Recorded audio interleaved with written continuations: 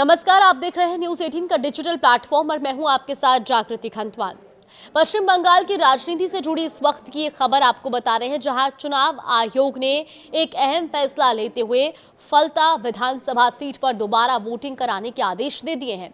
ये फैसला चुनाव प्रक्रिया में गड़बड़ी की शिकायतों के बाद लिया गया है और अब इस पर राजनीतिक हलकों से लेकर आम लोगों तक की नजरें टिकी हुई हैं।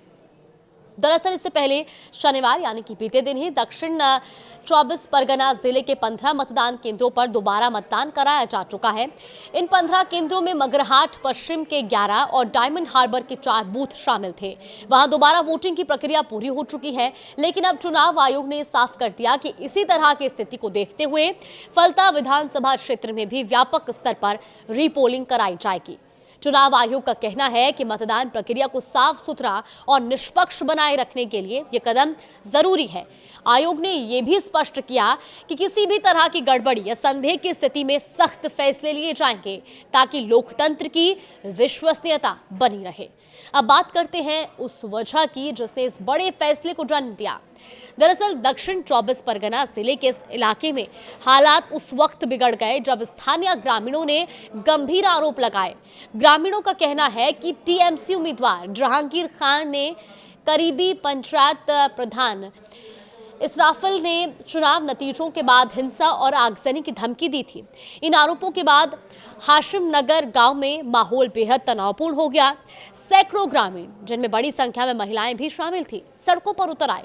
लोगों ने विरोध प्रदर्शन किया, बीजेपी के झंडे लेकर सड़क जाम कर दी और अपनी सुरक्षा के साथ साथ दोबारा चुनाव कराने की मांग भी की। ये स्थिति इतनी गंभीर हो गई कि कानून व्यवस्था बनाए रखने के लिए वहां केंद्रीय सुरक्षा बल यानी कि सीआरपीएफ की भारी तैनाती करनी पड़ी।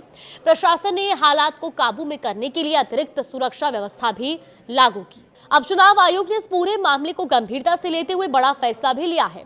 आयोग के आदेश के मुताबिक फलता विधानसभा क्षेत्र के सभी 285 मतदान केंद्रों पर दोबारा वोटिंग कराई जाएगी। इसमें सहायक मतदान केंद्र भी शामिल होंगे और खास बात यह है कि पूरी प्रक्रिया एक साथ कराई जाएगी ताकि हर जगह एक जैसा माहौल रहे और किसी भी तरह की गड़बड़ी की संभावना खत्म हो सके। अब तारीखों पर भी नजर डाल लेते हैं। देखिए, रीपोलिंग के लिए 21 मई 2026 की तारीख तय की गई है। इस दिन सुबह 7 बजे से शाम 6 बजे तक वोट डाले जाएंगे।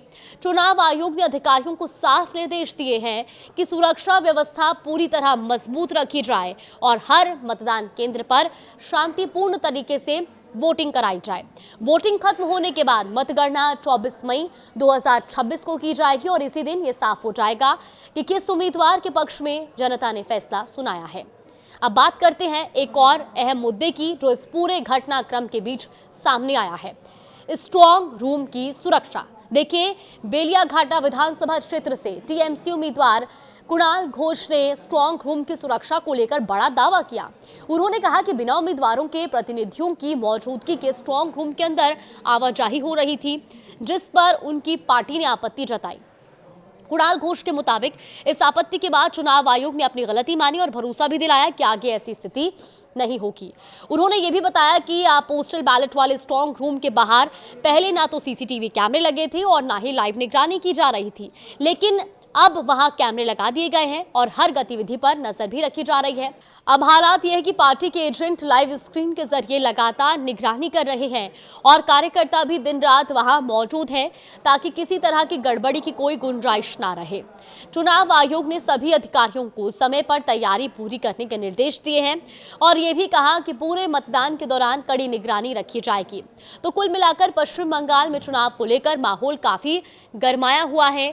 एक तरफ प्रशासन निष्पक्ष और शांतिपूर्ण मतदान कराने की कोशिश में जुटा है, तो दूसरी तरफ राजनीतिक आरोप प्रत्यारोप भी तेज हो गए हैं। अब सबकी नजरें 21 मई को होने वाली रीपोलिंग और 24 मई को आने वाले नतीजों पर टिकी है, जहां ये तय होगा कि जनता ने किसे फलता में अपना प्रतिनिधि चुना है।